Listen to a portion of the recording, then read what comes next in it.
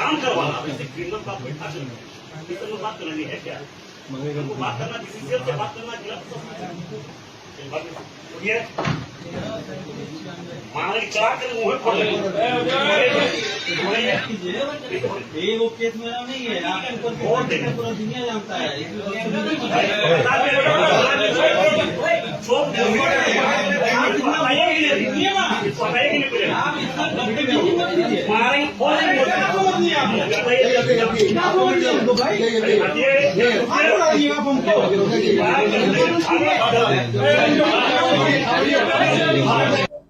जो खरखरी जो project hilltop द्वारा जबरन यहाँ के विस्थापितों का, ग्रामीणों का जमीन में जबरन बाउंड्री किया जा रहा है, उसके बाद न ग्रामीण से पूछा गया, न पुलिस प्रशासन से सहयोग लिया गया, गुंडा के बदौलत वहां पे बाउंड्री किया जा रहा है।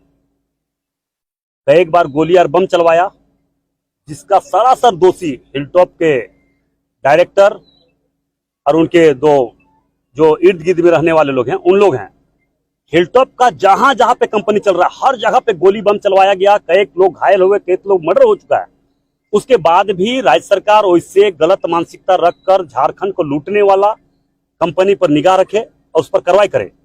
खरखरी का घटना शुद्ध रूप से उसके कंपनी के द्वारा करवाया गया, मगर उस पर कार्रवाई नहीं हुआ। उसको मीटिंग में बुलाया गया था, हम लोगों ने कह दिया इसका जांच करवा लीजिए, ग्रामीणों का जमीन जबरन लूटा जा रहा है। हमारे हेमंत सोरेन जी इनका नारा भी दिया, जल जंगल जमीन का रक्षा हम करेंगे। गांव का जमीन लूटा जा रहा है, इसका रक्षा करें।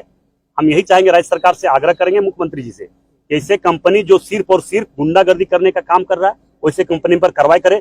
किसी भी कीमत पर गुंडागर्दी नहीं चलने दिया जाएगा, ये मैं विश्वास के साथ कह रहा हूँ। उससे मेरा क्या मतलब है? वो तो सिर्फ रूप से क्रिमिनल है, वो गुंडा है। वो जहां जहां पे उसकी कंपनी चल रही है, चाहे गोंदुडी चल रहा हो, चाहे वेस्ट मोदी चल रहा हो, चाहे खरखरी चल रहा हो, चाहे फुलारी टांड चल रहा हो, हर जगह पर चाहे पुलिस पर गोली चलवाना हो तो हिलटॉप कंपनी चलवाती है, गांव वाला पर गोली चलवाना तो हिलटॉप कंपनी चलवाती है, सीएसएफ पर गोली चलवाना है तो हिलटॉप कंपनी चलवा रहा है। और हिलटॉप कंपनी एक बार नहीं कई बार घटना करवा चुकी है, उसके बाद भी अभी तक बचा हुआ है। ये दुर्भाग्य है।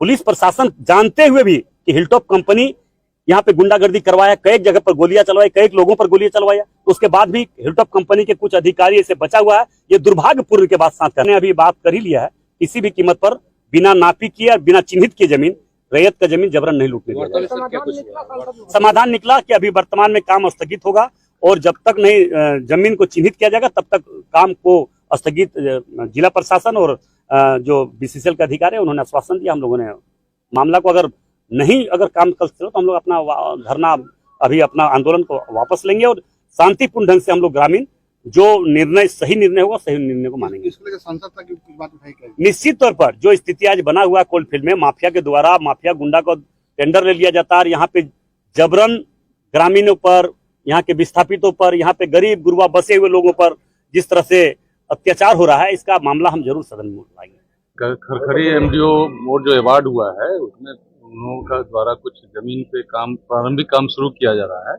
उसमें रैयतों लोगों का कुछ क्लेम है कि हमारी जमीन है, लेकिन जो इन्होंने रिप्रेजेंटेशन दिया है उसमें जो बाउंड्री का कार्य प्रारंभ किया जा रहा है उसमें बीसीसीएल के रिकॉर्ड के हिसाब से बीसीसीएल का क्लेम बनता है।